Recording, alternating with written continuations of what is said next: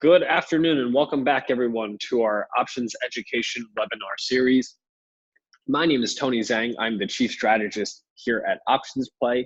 And I just want to say happy Thursday to everyone and hope everyone's watching this market. It's pretty crazy out there, but I do think that the topic that we're going to cover here today is quite timely for the current market conditions. Today, what I want to cover is repairing a stock trade that has gone wrong using options. And I'm covering this topic because it's one of our top requested topics for those of you that have submitted your feedback on what you would like us to cover. I consistently get questions around how do you repair a losing trade, whether it's a stock trade or an options trade.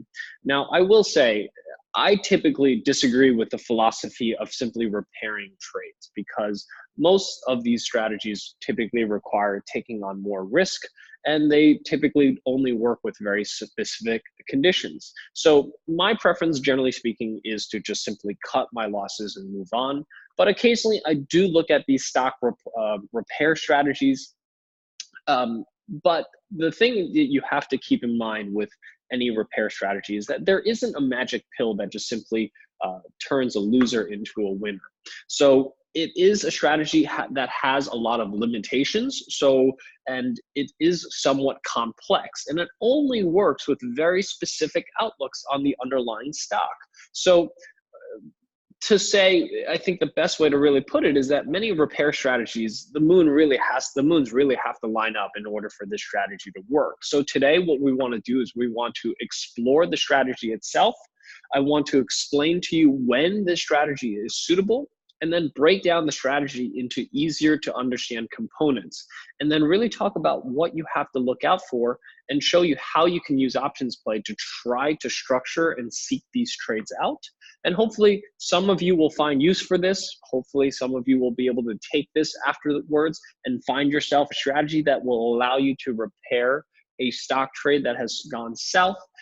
And many of you, after learning about this strategy, may actually find that it's just simply not suitable for you at all, or the fact that you might, the stock that you're currently looking at does not fit with the stock repair strategy. And there are a lot of them out there. So those are the things I want to cover here today. Let's go ahead and get started. And at the very end, what I'll do is I'll try to leave some time to allow you guys to submit some symbols, where you got in, where it's currently trading at, and let's see if we can find some repair strategies for those scenarios. So let's go ahead and get started here. Before I do, just a quick reminder for those of you that do not have access to an OptionsPlay account, you can sign up using the link that is here on your screen. This gives you access to the tools that I'm going to discuss with you today and show you how to utilize OptionsPlay to structure a stock repair trade. So to get access to it, simply click on the link and subscribe to become an OptionsPlay member. And for that, you're going to get our daily options trading ideas, our weekly options education webinar like the one you're on here today, and our weekly cover call and short put reports. And for those of you that are brand new, it includes a free 12-step options trading course to help you get started. So with that, let's go ahead and jump into what we're here to talk about here today, which is stock repair strategies. So first of all, what I want to address is when you find yourself in the position where a stock that you've purchased has gone against you, what are your options? Because there are a lot of options, and you should be aware of all of them before you decide that you want to repair your trade using options. If you decide that repairing your trade using options is the suitable way to go, then let's talk about what is actually a stock repair strategy. Like I said, it's a fairly complex option strategy. Even for myself, when I have to think about it, it takes me a few seconds to wrap my head around it, but I do have some ways to help you break it down so that you have a better way to understand a stock repair strategy. And then lastly, what I'll do is I'll give you an example and show you the different calculations, the different outcomes, and the factors that you need to consider when you're putting on a stock repair strategy. And then lastly, what we'll do is we'll log on to OptionsPlay. And like I said, I'll go through a few different examples that I have found in the markets, and I'll try to allow you guys to submit some symbols so that we can see how easy or not easy it is to try to find a stock repair strategy. So to get started, let's first talk about the fact that you're in a stock trade that has gone wrong. What are your options? So you have a few different options. First of all, the first and foremost, and I think many people do this, is to simply hold and wait, which means that you're down 10% on a trade, and you don't really know what to do, so you just basically hold on to it and do nothing. And you're basically waiting for the stock to rally back to the cost basis of your stock and hopefully break even and hopefully some more. This is probably the most common thing that I think most people do when they have a stock trade that's gone wrong. The second thing that I think is generally suitable for those of you that are long-term investors is a dollar cost average. So if you buy a stock at $100, it's now gone down to 80. If you bought the same amount as you bought at 80, as you bought at 100, you've dollar cost your average cost basis from 100 down to 90. So now the stock only has to rebound to 90 before you can you will break even and potentially make more money.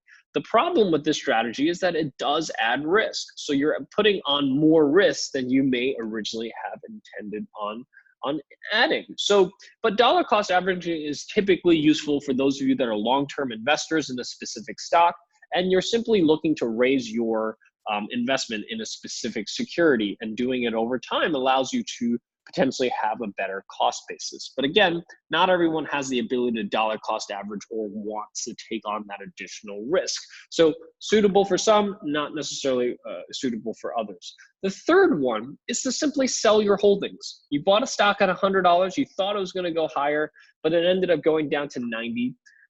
It's simply, this is one of my favorite things to do, is to simply admit that I'm wrong, take my loss, and take the $90 that I have left and apply it to the next stock that I think is going to go higher.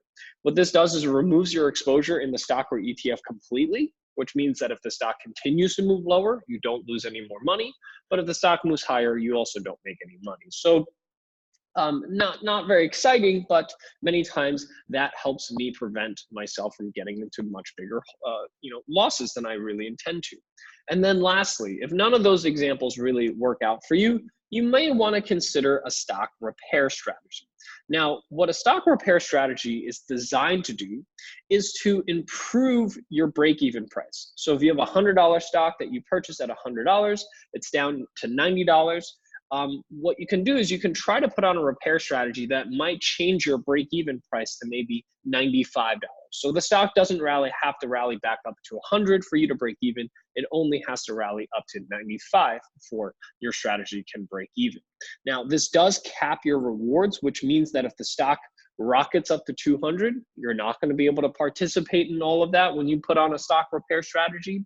And in theory, if you do this correctly and if you have all the things lined up, you typically can do this for either little or no additional risk. Now, when I say you can do this with little or no additional risk, there are a lot of other factors that need to be in place before you even get to that point. So those are the things we're here to discuss, is what are those things that need to be aligned in order for this to work. So, is a repair strategy suitable for the stock trade that you're in? Number one, what I want to make sure everyone understands is that when you put on a repair strategy, it does not provide any downside protection, which means that if you have a $100 stock that has gone from $100 down to $90 and you think it might continue to move lower, a repair strategy does not protect you from that at all. In addition to that, a repair strategy only works if the stock is to rally.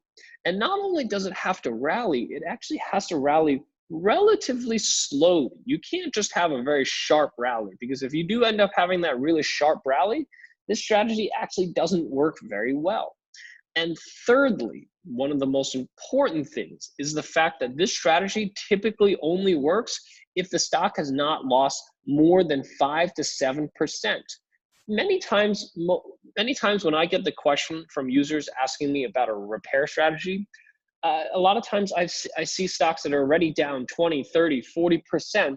At that point, there is no magic repair strategy that gets you back to break even. especially not at one that has zero cost or doesn't add additional risk. So many times, most people do not find themselves in this position where a stock has only lost 5 to 7% and they're looking to repair. Many times, when I hear about this strategy, it's usually from users who have already lost well in excess of 10% on their overall trade. And many times at that point, it is too late to try to repair a strategy. Now, I will come back to these points when we go through the examples here. So I do want to talk about, what are the criteria that need to happen before you even consider a repair strategy? And then once you put on the repair strategy, what needs to happen? Now, like I said, for the repair strategy to work, you must be bullish on the trade, bullish on the stock that is now down 5, 7, 10% or so, somewhere in that range. You must now be bullish. So you have to ask yourself, even though the stock's down 10%, do I now believe it's going to rally back? And if it does rally back, what a repair strategy will do is it improves your stock break-even price. So again, it lowers the break-even price on your stock. It profits if the stock rises back to its initial break-even price. So if the stock goes all the way back to its break-even price, you don't just break even, you actually are able to realize a profit. So that is one of the upsides of a repair strategy, is that if you put it on and the stock goes back to 100, you actually make a profit, not just break even. Now, this does cap the upside of your stock. So traditionally, when you buy a stock, you have unlimited upside. When you put on a repair strategy, you cap that unlimited upside. So you are giving away some upside of your stock to put on this repair strategy. And lastly, I want to continue to make sure that everyone understands that your downside remains the same. When you put on a repair strategy, you're not protecting any downside. So if the stock continues to move lower, you'll still lose more money. So keep that in mind when you're putting on a repair strategy. So let's go through an actual example, because I think that is the best way to learn. So here I have an example of a stock. It's a stock that, it's a fictitious example, but it's a stock that went from about 65 to about 100, had a very strong uptrend, pulled back a little to near its support level. And maybe you thought around this time that it was a good time to consider buying the stock because you think it's going to continue moving higher. Next thing you know, after you buy the stock, instead of moving higher, it moves significantly lower. And it kind of gives you a little chop. But because of the fact that it gives you a little bit of chop, it gives you the hope that you think the stock is going to rally back higher, meaning you don't think it's going to continue moving lower. Again, if you think it's going to continue moving lower, my best suggestion for you, get out of the stock, take a 10% loss, move on. But if you're in the camp that you believe that this stock is now going to rally somehow to maybe 95, 97 or so, and you want to just try to get yourself back to break even or make a small profit, but you don't think the stock is going to go to 105, 110 anymore, you just think you want to get back to break even, that is the scenario where you want to consider putting on a repair strategy. So again, fairly specific, but if you find yourself in that position where the stock's not down too much and you think it's going to rally back a little bit, then you want to consider putting on this repair strategy. So what is a repair strategy? Repair strategy is what we call a ratio spread. So again, we own 100 shares of XYZ at $100 a share. The stock is now down 10%. What do we do to repair our strategy? We sell a call ratio spread. Now, that sounds like a mouthful. It's a pretty complex trade, so let me try to break this down into its components. So when we talk about selling a call ratio spread, what we're doing is we're buying one call, and at the same time, we're selling two calls against it. So think about like a call vertical where you're buying a call, you're selling a higher call, and then you're selling another higher call. And that should trade at a relatively small debit or credit. So in my opinion, when you think about this particular trade, it's confusing, it's hard to imagine, it's difficult to understand. So I like to break it down into two different types of components. I like to think of it as selling a cover call on the 100 shares of stock that you own. So I own 100 shares, right? So I can sell a cover call against that 100 shares. So by selling a cover call at the original break-even price, So if I have a $100 stock, or I'm sorry, if I have a stock that I purchased at $100, I would sell a cover call at the $100 strike price. And then what I would do is I would take the proceeds of that cover call and then try to buy a debit spread at the current stock price. So what I'm basically doing is I'm trying to add leverage to my existing trade and trying to pay for it by selling a cover call. That is the essence of a stock repair strategy.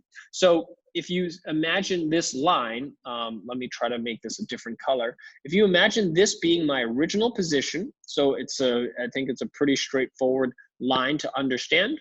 What I'm trying to do here is I don't want to just try to get myself back to break even by getting the stock back to 100.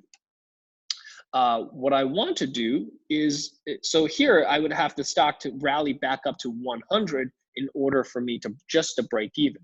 What I'm trying to do is I'm trying to add some leverage by buying a call option so that I make my money back faster. But because buying a call option is expensive, what I'm going to do first is I'm going to turn my call option into a vertical, which would look like that.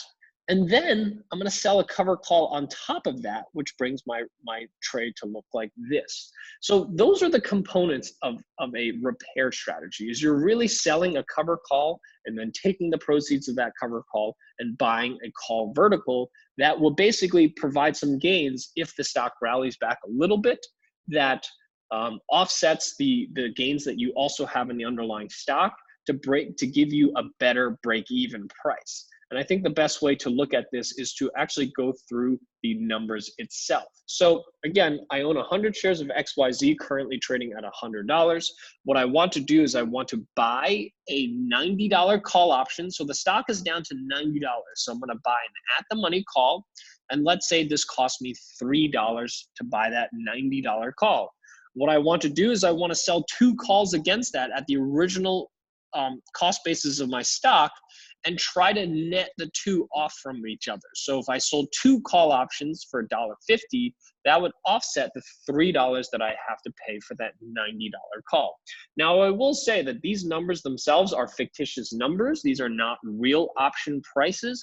Chances are you won't be able to find option prices this good that just happens to offset each other. But again, I'm taking whole numbers for example purposes to try to make this as easy as possible to understand. So what I've effectively done is on my 100 shares that I own at $100, I've sold the cover call, sold it for $1.50, and I've taken that $1.50 and I've bought a call vertical spread. And that vertical spread consists of buying 1 contract of the $90 call and then selling 1 contract of the $100 call at $1.50. And the 3 net each other off because I've sold the cover call for $1.50. That pays for half of the $90 call, and I've sold another contract of the 100 calls for $1.50 to net off the other half of the $3. So my net debit on this whole trade is $0.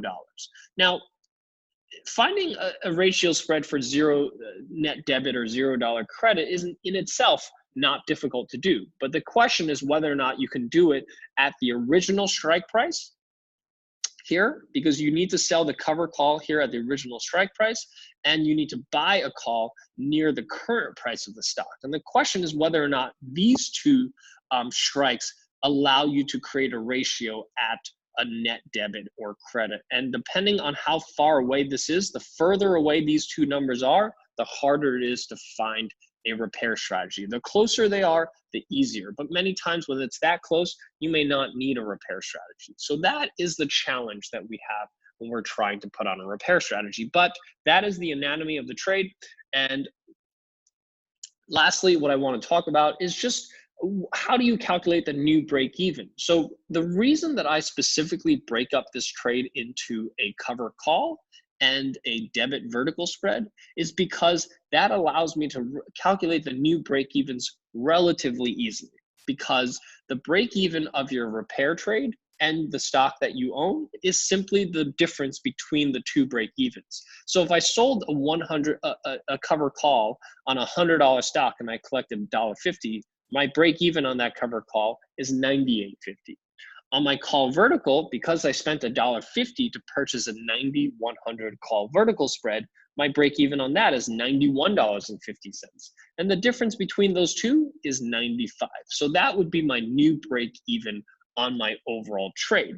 So what does that look like for my strategy? What does that look like for my stock trade? So again, I own 100 shares of XYZ at $100. It has now fallen to $90, and I put on the repair trade that I illustrated before. So this is the current price of the stock at $90. Whoops. This is the current price of the stock at $90. Now, what I want to do is understand how much do I make or lose on each one of these trades. So if the stock rallies $5 from 90 to 95, as you can see, if my original stock trade, I would just be down $5 now instead of down $10 because the stock's rallied $5. But in my repair trade, I'm back to break even. So that's where your repair trade starts to work in your favor. If the stock rallies $10 to $100, my original stock trade, I would be at 0. Now my repair trade, I'm actually up $5. So this is really where the repair trade shines, because if the stock rallies just a little bit or rallies back to my break even, not only do I break even faster, I actually start to make a profit. Now, if the stock rallies significantly to, let's say, 110, this is where I'm making a $10 profit on my original stock, but my stock repair trade will start to work against me from the perspective of I've capped my gains at some point. So if the stock rallies back to 110, I make the same amount of money as I do if I just kept the original trade. And lastly, if the stock rallies significantly to 120, I've again capped my return. So no matter what happens, now my stock trade actually is better off than my repair strategy, because when I put on my repair strategy, it caps my gains so that if it rallies to 120, 130, 140, the most I'll make is just $10 a share. I can't make any more when I put on a repair strategy. And lastly, if the stock continues to decline, the two strategies look exactly the same. So again, the repair trade does not provide any downside protection.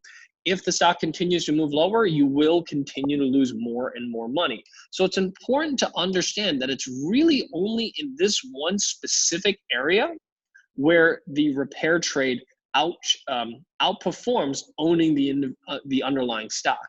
In all other scenarios, if it moves significantly lower or significantly higher, it will either perform as well, if not worse, than the original stock position that you have. So you have to ask yourself, do I believe the stock is going to rally relatively small amounts?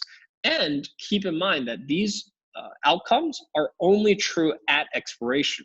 And that is the one big caveat of these repair strategies, that prior to expiration, the strategies do not look remotely like this. And I want to walk you guys through that because it's really important to understand as to what actually happens on a repair trade before expiration.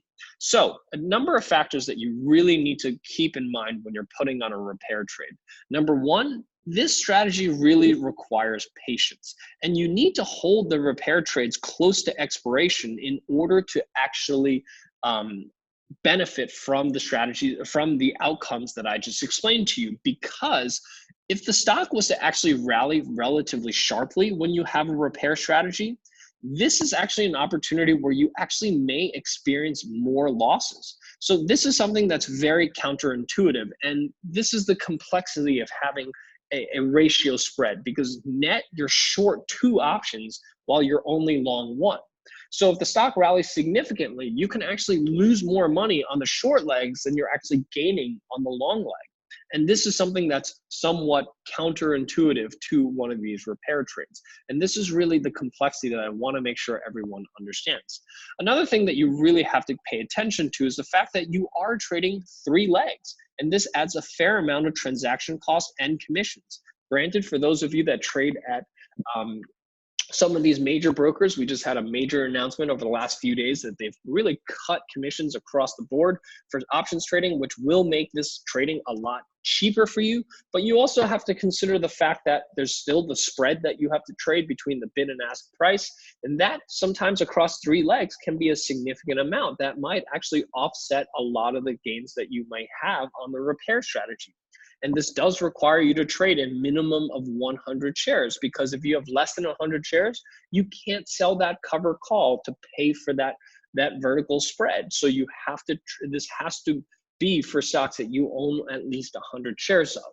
Now, this strategy, generally speaking, works better in higher implied volatility environments because, again, you're short two legs, and you want those short two legs to be in a higher volatility environment that generates hopefully enough yield to pay for the vertical spread. Now, I want to reiterate one more time that this trade does not work when you have losses that are greater than 5 to 7%. So if you have a stock that's down 20%, I guarantee you won't be able to find a suitable repair strategy to fix your stock that's down 20%. Usually I find that only 3, 4, 5% is the real range that you're able to find a repair strategy. Greater than that, it's really difficult to do.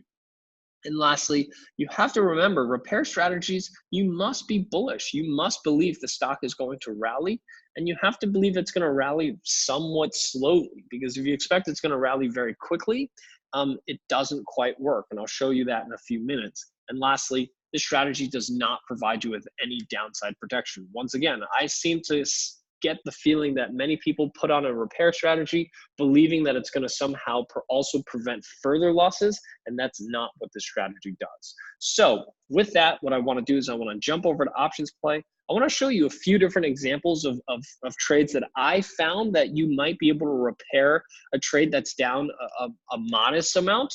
And then what I can do is I can actually, you guys can start doing this. If you want to submit a symbol and your cost basis on that symbol, I'm happy to try after I go through my examples to see if we can find some repair strategies for a stock trade that maybe has gone wrong for you. So in the chat window, if you have a stock that you are currently losing money on, please type in the symbol and your cost basis. So I was looking at the markets today. I was looking at Disney. Disney's trading at 128 right now.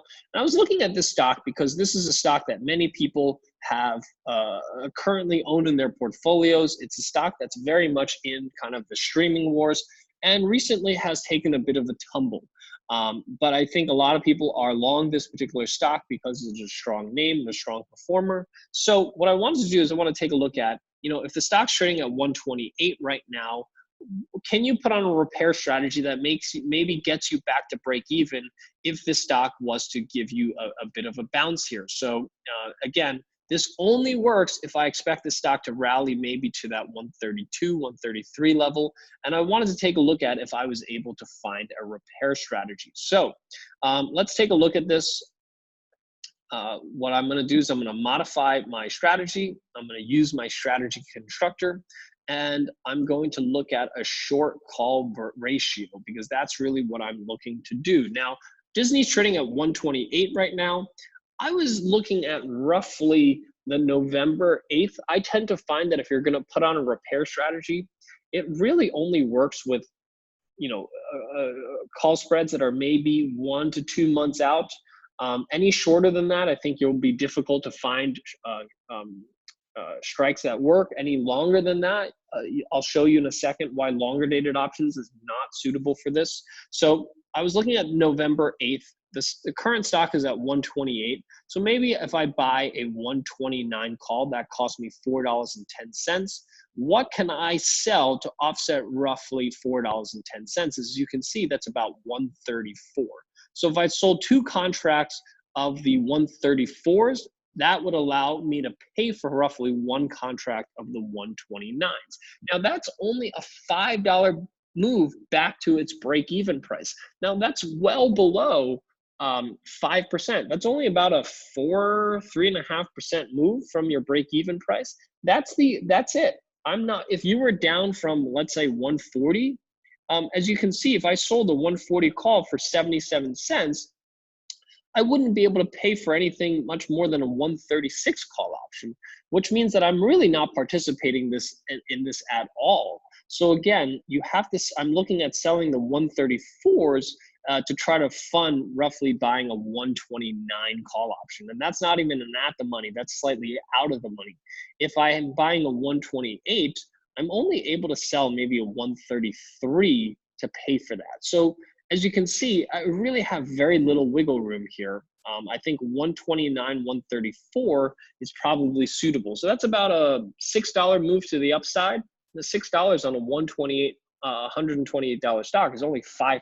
So this only works if you're down about 5% on Disney. Can you put on a ratio spread for roughly 3-cent credit? So this is a very, very small credit. Now that is at the midpoint. So realistically, you might get filled maybe at even on this particular trade, which does mean that you're not adding additional risk to your Disney trade.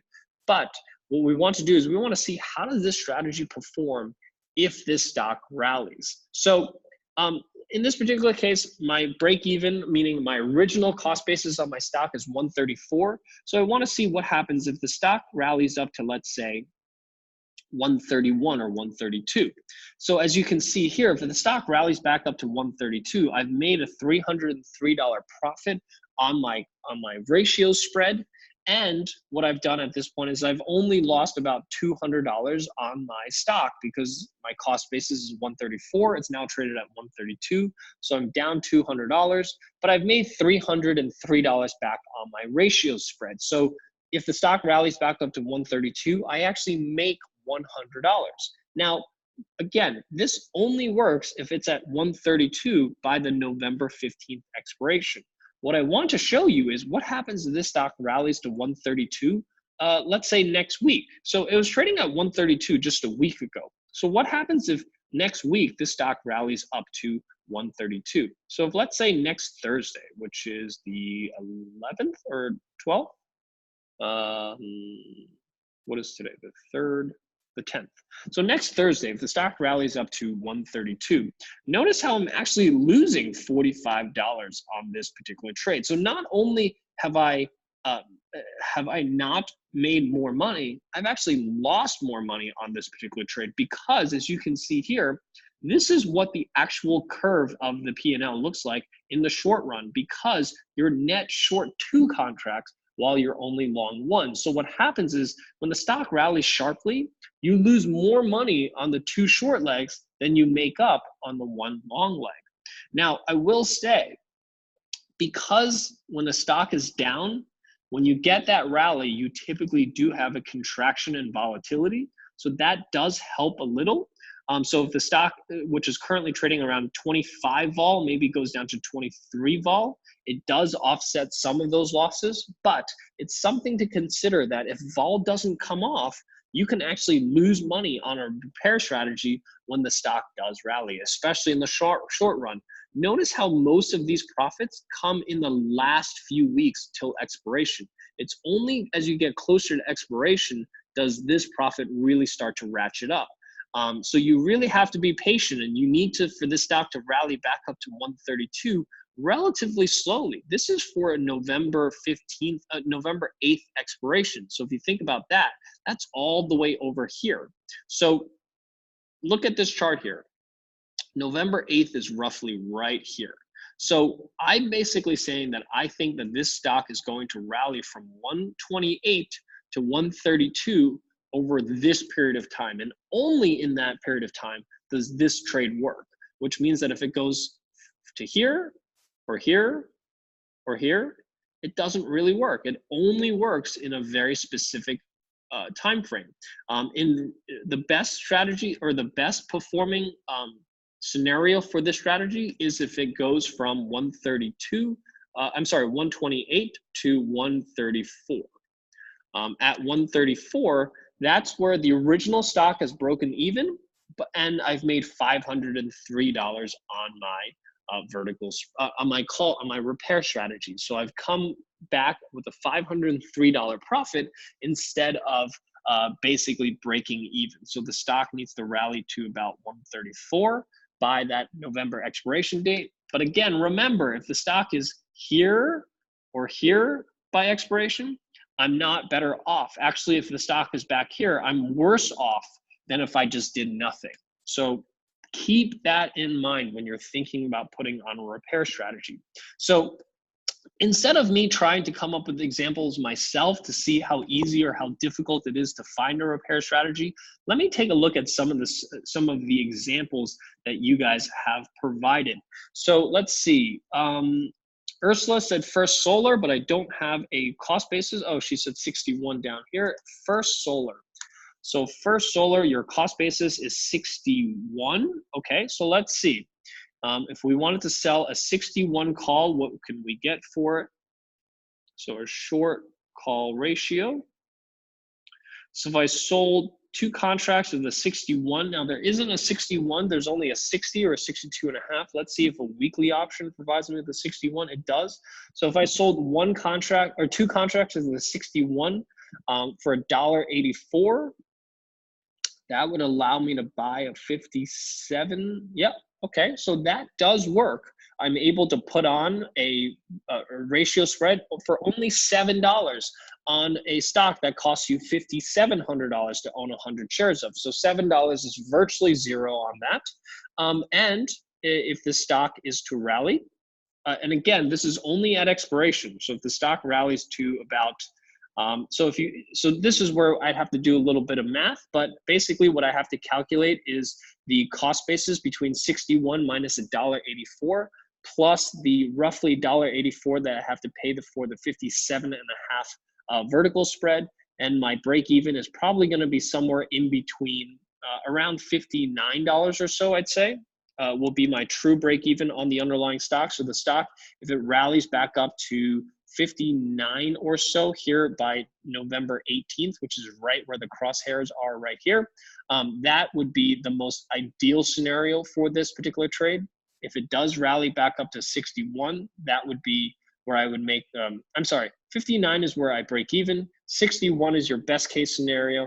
Anything above 61, you start to underperform. If it continues to move lower, you will basically lose the same amount of money as if you held on to the stock. So First Solar, a good first example, was able to find one. Carlos is saying AA. So Carlos, your cost basis on the stock is $19.35, which is only 35 cents below the current price.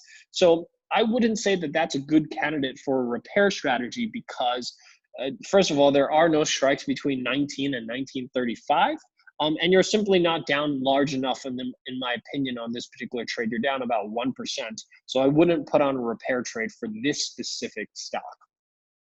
Eric is saying that he owns Exxon from 74.20. So I feel like that's probably going to be too big of a move to even get back to break even. But let's take a look. Let's take a look at a break even here. A short call ratio. So you're short these, your cost basis is 74. So notice how if I sold the 74 calls, I'm only collecting 2 cents. That's not enough to pay for basically anything. So again, this is a stock that in my opinion has gone too far against you to try to repair.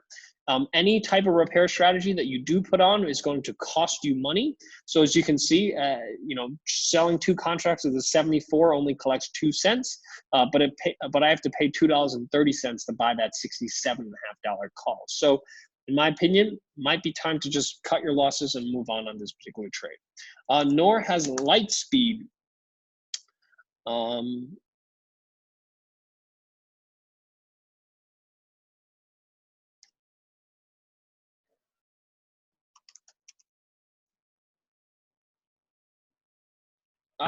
That is a Canadian stock. That's why it's not coming up. So sorry, we're only looking at US stocks. So let's look at Applied Materials next. Stewart owns Applied Materials at $60. So you must have had the stock from a long time ago. Again, this stock is well down more than 10%. I'm pretty sure we won't be able to find anything here. Again, if you're down more than 10%, I don't believe you will be able to find you a short call ratio because if I sold a $60 call, I'm only collecting 15 cents. To buy an at-the-money call cost me $2.47. Those two do not come close to netting each other out. So again, on Applied Materials, not possible to put on a repair trade. Dennis is saying, if you put this spread, Disney spread on, where and how would you get out of a profit or loss? I hope that I showed that to you guys in that particular example. Lou's saying that he bought blue at 93. 93. Okay, so I think 93 is possible here. Let's take a look. Let's look at short call ratio. I like to look at the weeklies. Oh, actually, there's only monthlies on this. So your cost basis on this is, sorry, what was it? 93. So there are no 93s, but there are 95s that we can sell, which will give you $4. That will roughly pay for 2 contracts of the 85. So in this particular case, we were able to find one. You can even do one on a small credit. So you actually receive $50 out of the $100 for every 100 shares.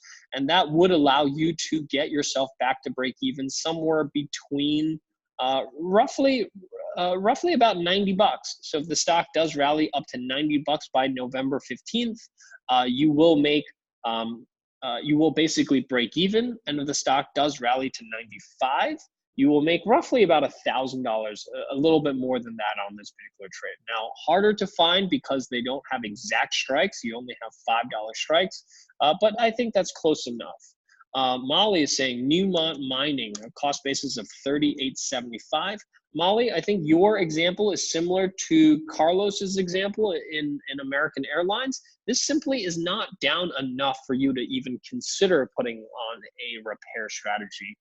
You're only down about 50 cents or so on this. Not enough, in my opinion, to consider putting on a repair strategy. Patrick, your P&L does not include the long stock, right? That's correct. This does not include the long stock. The P&L is just on your repair piece of the trade. Eric is saying, would it be better to use October? I think you're referring to maybe the Disney example. Would it be better to use a shorter dated option? Absolutely. You might find it difficult to find, I went out to November, but let's say I went out to October, right? So what did I say? We had a 128, which cost you $2.55. How far out could you go to sell, to write off? Well, those are puts, sorry. Also puts whoops. So if I bought the 120, if I bought the 128 calls, which were the at the money calls, or maybe the 129 calls, what did I have to sell off against that to? So you're right. So I'm sorry, who asked that question? Chris Lean asked, with Disney, or no, sorry. Oh, Eric asked, so would it be better to use October in the Disney example? So yes, if you are able to, if you do think the bounce is going to happen over a shorter period of time, you can use a shorter dated option. But you will find that you won't be able to sell that 134s. So the shorter you go, the less leeway you have here. So before in October, I was able to sell the 134s to pay for the 129s. For the Octobers, I can only sell the 132s. So the shorter time you go, the less wiggle room you have in terms of losses before you can put on a repair trade. So Eric, great question, but unfortunately, if you go too short, you may not be able to find strikes that make sense for you. Larry is saying SFIX at 1990. So this stock is, you're down a little bit in my opinion. So this is not a bad, this is, I don't know that you'll be able to find exactly, but let's take a look. So Stitch Fix, I'm guessing, does not have weekly options, but let's take a look. Short call ratio. Oh, it does have weekly options. So let's take a look. Maybe the November 1st, we sell the $20 because that's your cost basis. Can we buy an 18.5 with it? A little bit, roughly. If you get filled near the midpoint, you'd be able to do that.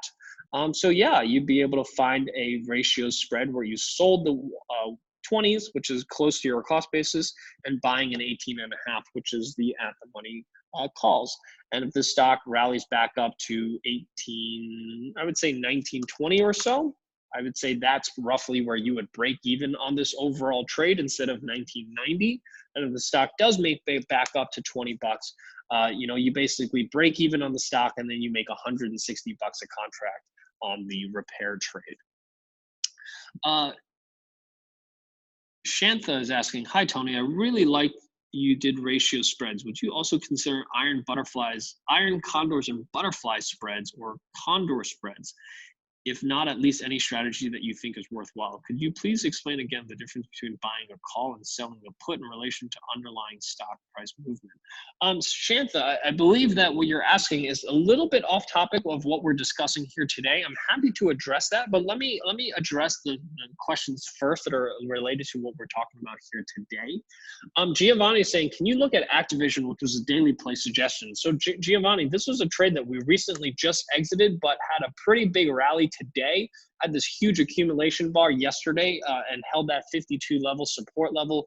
I do think that this may have a run to the upside, but I will say we simply got into this trade too early. We had to cut losses because it was exceeding our 50% rule, and we got out. But I do think that if for those of you that are either still in this trade or maybe didn't get in initially, now might be a time to take another stab at a long trade, especially if you think this market can hold. Eric is asking HIG. You have a cost basis of $61. That I think is possibly feasible here. Let's take a look. Short call ratio, where your cost basis is 61. So let's see if we can find maybe a 61 strike that will give you only 28 cents in premium. Let's take a look. How much is a $58 or $58.50 call option? So notice how you have to pay $1.56 for an at-the-money call. You have this, the 61 calls only give you 28 cents. I don't know. This does have earnings coming up, so I don't know if you can avoid that. Nope, not really. So I would say very difficult to do. Notice how big of a difference between the buy and the sell price now. If you do get filled to the midpoint, it does look a little better, but as you see, even at the midpoint, you're still paying $43. It can give you a little relief early. So again, if you do get that bounce, but on such a sharp decline, if you are expecting a sharp bounce, you may not get the repair strategy you really bargained for. So if the stock rallies back up to, let's say 60 and a half, but it doesn't next week, here, even if volatility comes down a little, you're really not getting much from your repair strategy. You really have to hold this all the way through expiration before you're able to realize those gains. So it really depends on what your viewpoint is on Hartford. Larry, I think I talked about SFix.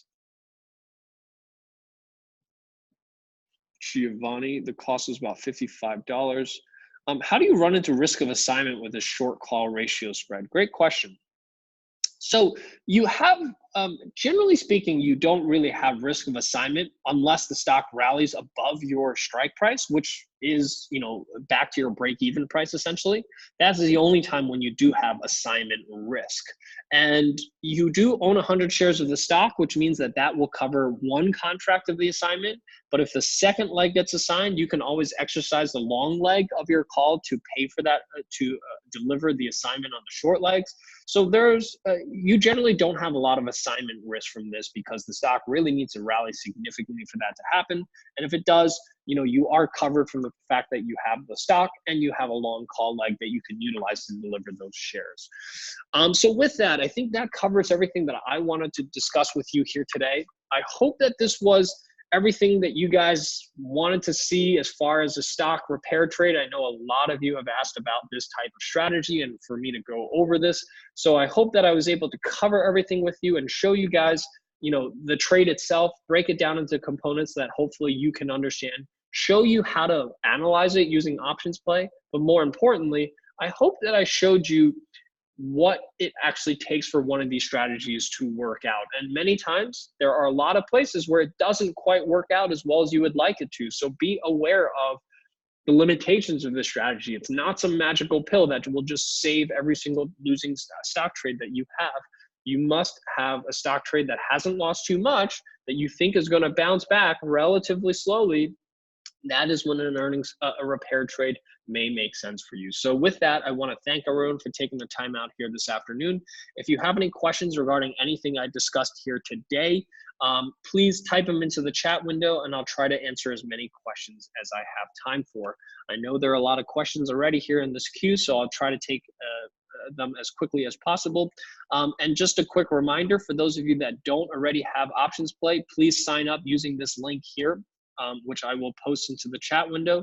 And I hope that you guys choose to subscribe to OptionsPlay so that you can utilize this tool for looking at repair trades, but more likely lots of other trades for you to get into, such as the Activision one that Giovanni brought up here earlier.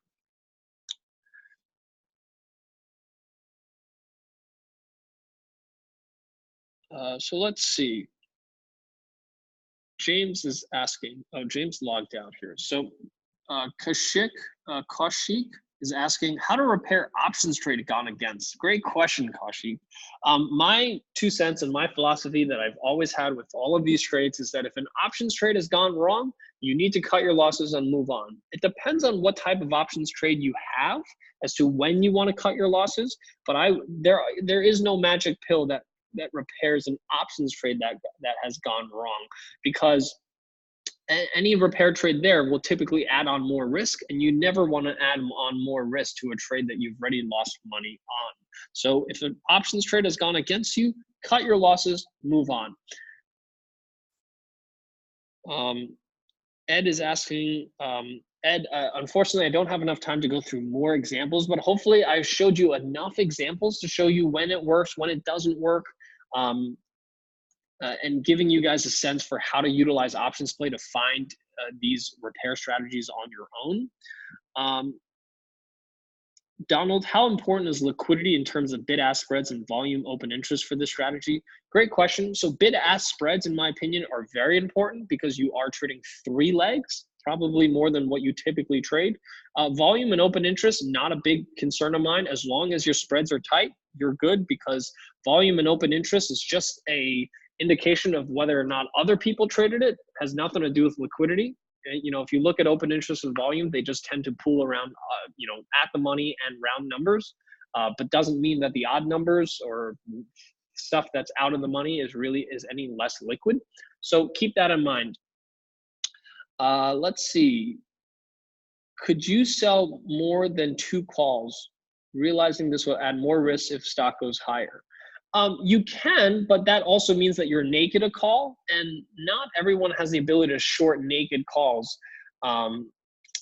You can, but I don't generally recommend doing that.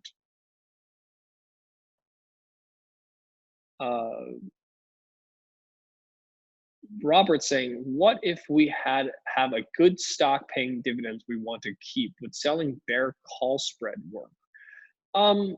Would selling a bear call spread work? So selling a bear call spread would, I don't see why you would sell a bear call spread. Why wouldn't you just sell a cover call? Because a cover call would get you more premium, which gives you the small downside protection that you're looking for. I just don't see why you would sell a bear call spread. You've already protected the short call because you're long the stock. So if you have a good stock paying dividend that you want to keep, sell cover calls on it. So do you need time decay for the short ratio spread to work? Yes. It is extremely sensitive to time decay and volatility because, again, you're net short 2 contracts versus only the 1 contract that you're long. So you're short volatility and you're short time decay. So you need time decay and volatility to work in your favor, and delta is a relatively small component of the trade. And that's really what I think is most important to realize about this trade, is that your biggest exposure is not in delta, because the deltas almost net each other out. You're selling that out of the money call, but you're doing it twice versus that 1 long in the money call. That does skew in your favor as the trade starts to move in your favor, but your net delta is pretty low on this particular trade. You are short theta and volatility, so you want time decay to go on and you want volatility to decrease.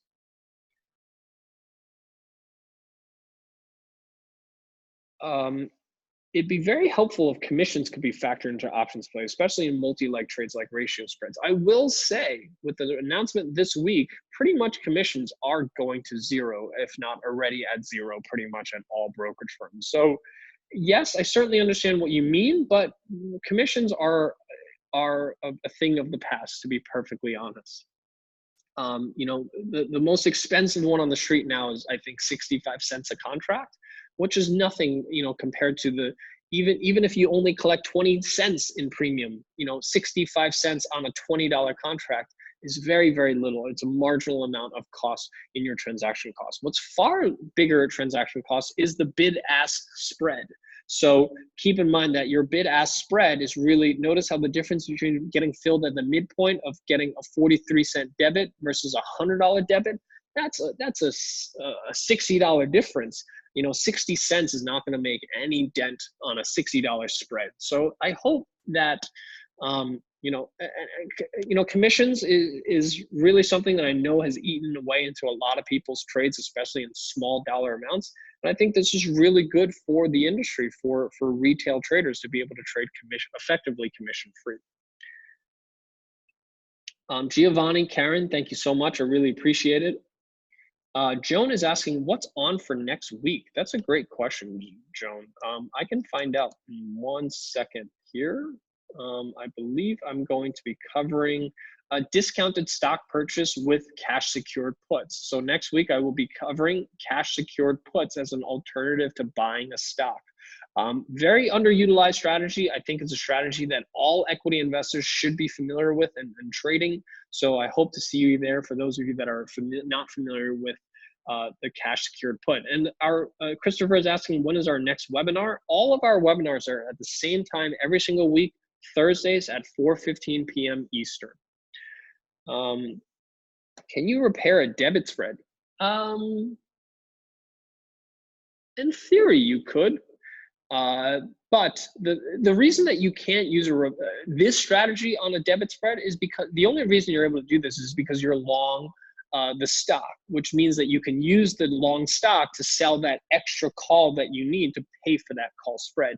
You can't do that on a debit spread. And that's why, generally speaking, if the debit spread's gone against you, cut your losses and move on. A debit spread is meant to be a short-term bet in the markets. And that bet either works out or it doesn't. And if it doesn't work out, there's really no point in trying to repair it. Admit the fact that you're wrong and move on to the next trade. That's the best chance of succeeding long-term with trading. If you were constantly holding on to the idea of not losing, I promise you that's when you will lose the biggest, because if you consistently try to do different things to repair a strategy, add on more risk, the next thing you know, at some point you will find yourself in a bigger hole than you intended to begin with.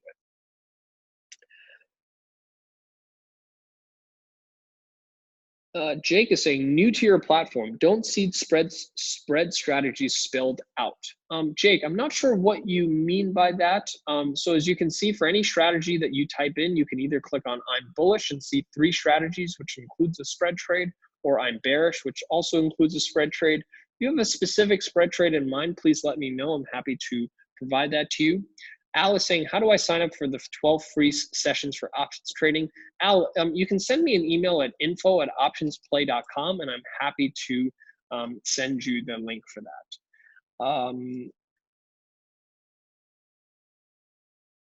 Kev, still waiting for instructions for free trial, but system says expired. So if your free trial has expired, please consider being a member and supporting us. It is just $75 a month or $500 a year. If you're not sure that this is something you want to do long-term, I recommend that you start on the monthly plan before you decide to commit to an annual subscription. Giovanni, why don't you send me an email at info@optionsplay.com, and I'll be happy to answer that question for you. And same thing to you, Shantha. Your question about ratio spreads and iron condors, butterflies, and the difference between buying a call and selling a put. Great questions, but I think a little off topic for what we're discussing here today, but I do want to address that. So send me an email at info@optionsplay.com. Donald Johnson is saying, how important are options play technical scores and options play trade scores in evaluating repair opportunities? So I would say technical scores are pretty important because what the technical score tells us is the relative strength of a stock. And Donald, I think you and I have had some discussions around relative strength and how important it is. It is a very important piece of my trading. I wouldn't go long any stock that didn't have strong relative strength, or at least showing strong relative strength in the short term. So I do think that that's very heavily dependent on this. So if you have a stock that's maybe like, what's a good stock? Maybe like a stock like this, I probably would be more weary about putting on a repair strategy with relatively weak relative strength, because that shows me that it maybe has a higher probability of moving lower than higher. That's my personal opinion on that. Donald saying, do you recommend just selling cover calls against a losing position until you break even? If stock rallies, you make a profit. It might take several months to get back to break even. In my opinion, that's a far easier way to try to provide some kind of downside protection on your stock. Just that, cover calls may not provide enough premium, and you may end up selling your stock at a loss on a cover call if you're severely down on that stock and you're selling cover calls on it. So you can, but there are different risks, if you will, to selling cover calls. Ursula is asking a great question. Do you have any idea why commissions are all going to zero? I can answer that question very easily. They're all going to zero because Schwab announced $0 commissions, so everyone else on the street has to follow them. How do they make money? Great question as well. If you look at firms like TD Ameritrade, they derive about 25% of their revenue from commissions. Firms like Schwab only derive 6% of their revenues from commissions. Most of their money they make is on cash. So the money that you have in your account, they're earning interest on. That's the predominant money maker for most brokerage firms. Commissions is a relatively small piece. The other thing is they also make money on payment for order flow, meaning they send your order flow to certain venues that pay them for that order flow, and that's how they predominantly make their money. So commissions was becoming a smaller and smaller piece of their revenues, and they decided to forego that to provide cheaper trades, in hoping that you will trade more and bring more assets to them.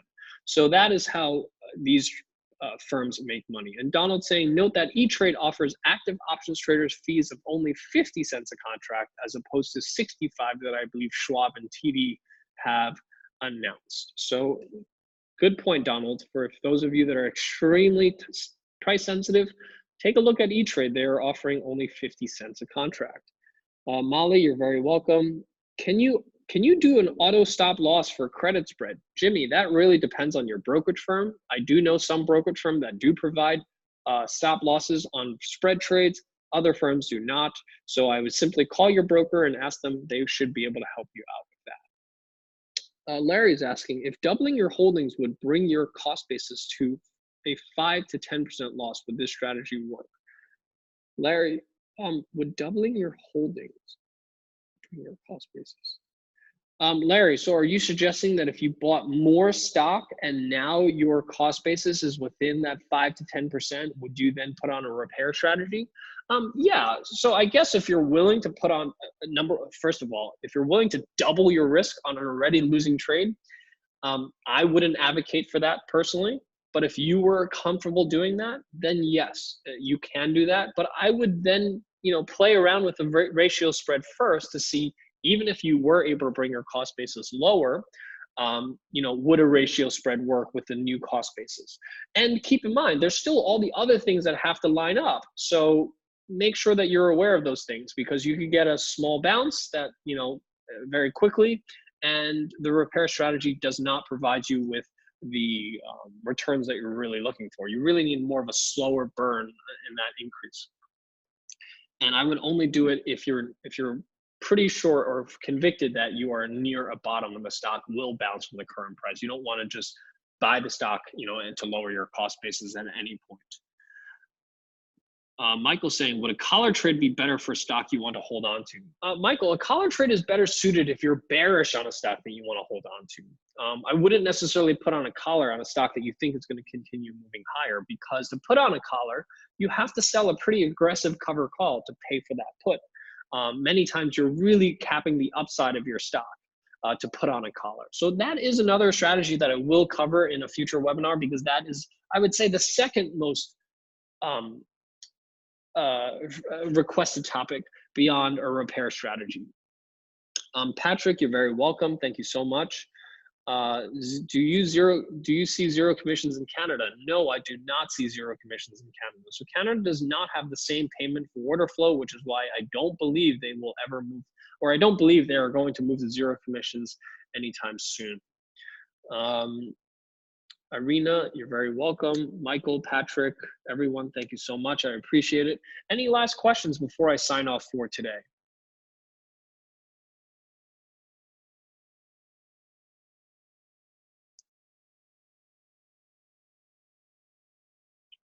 Off topic, would you consider addressing diagonal spreads? So I actually addressed diagonal spreads during our webinar on leap options, but a diagonal spread is really no different than a cover call from my perspective. You know, you would sell the call or the put the same way you would sell a cover call.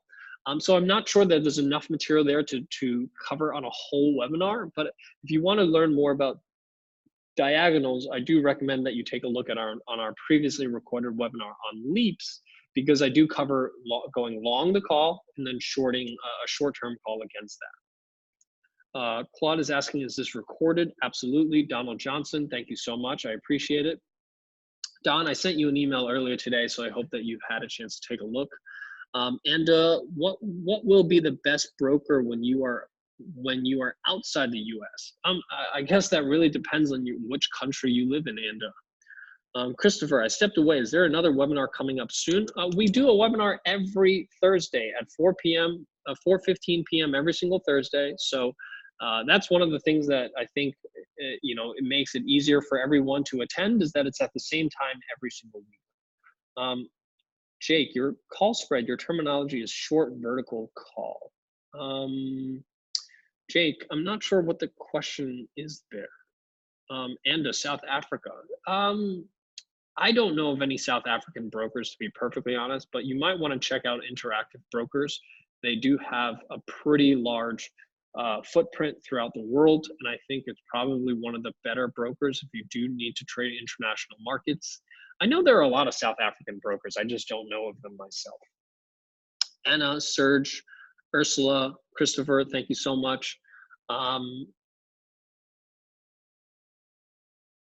Any other questions? If there are no other questions, I just want to thank everyone for taking the time out here this afternoon. I really hope that you guys have found this topic useful. You know, may not be exactly what you were hoping for, some kind of magic pill that fixes all your losing trades, but hopefully this helps you in finding some relief in some losing trades. And hopefully this helps also solidify the fact that there are some trades you simply should just cut your losses and move on, and save yourself the headache of trying to do all these things to prevent yourself from taking a loss, which again, many times I find just only puts you into a bigger hole in the long run. So with that, thank you so much. Happy trading, happy Thursday, and I'll see you guys next week. I hope you guys have a great evening.